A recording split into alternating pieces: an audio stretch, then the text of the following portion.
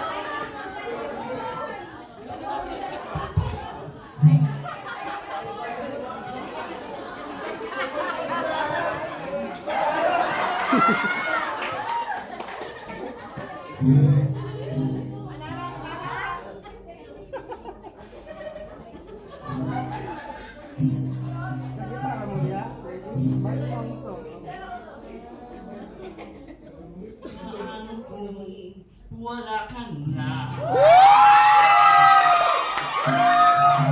Ano ba ang mag-isa? Wala nang makasama ka. Kung paano'y ko na. Paano ang pag-ibig ko? Hindi lang alam sa'yo. Ang buhay sa aking mundo. Di ko alam kung paano. Bago ka lumisan, sana'y maturuan mo.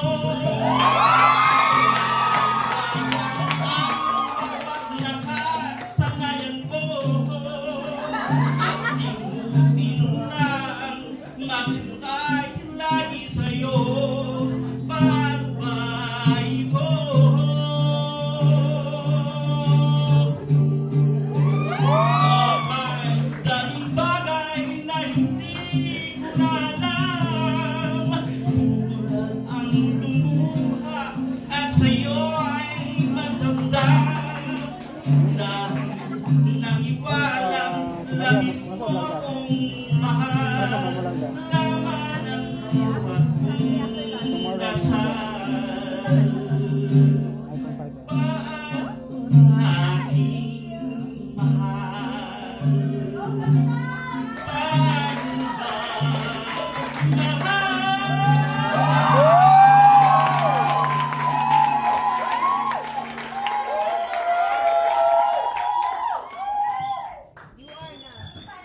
Wow, okay.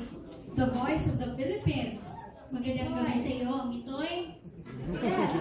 Kumusta ka naman? Kumusta ang yung mga milyones? Hindi naman milyones. Okay. Ang tanong ko sa iyo, tanong pala ni Ma'am Pamela. Yes, so Mitoy, nasubaybayan ka namin sa telebisyon. Okay? You work with the one and only Lea Salonga. How does it feel to work with such an icon of Philippine music? Of course, I feel so honored. Considering pa talagang galing ko sa Miss Icon yun. And then, she's a very good mentor. Okay, so pwede bang mag-sample? So, Lea Salonga in the house? Evelyn Robles? Lea Salonga in the house? Sampulan mo naman kami?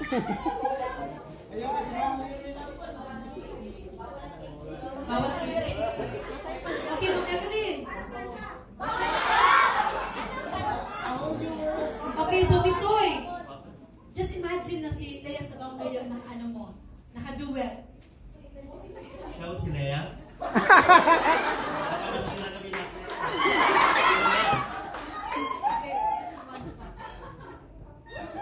Mamaya akong kanta ka mo.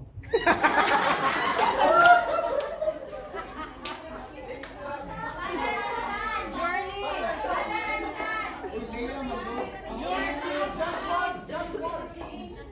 Just once. Can you figure out the song?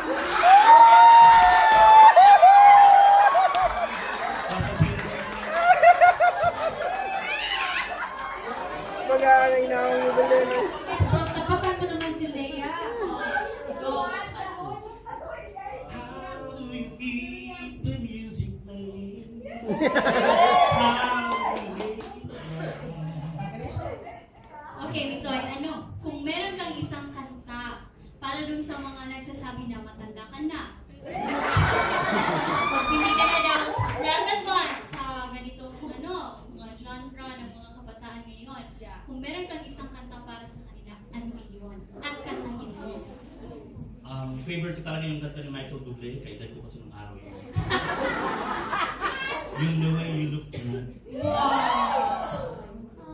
Gusto mo sample?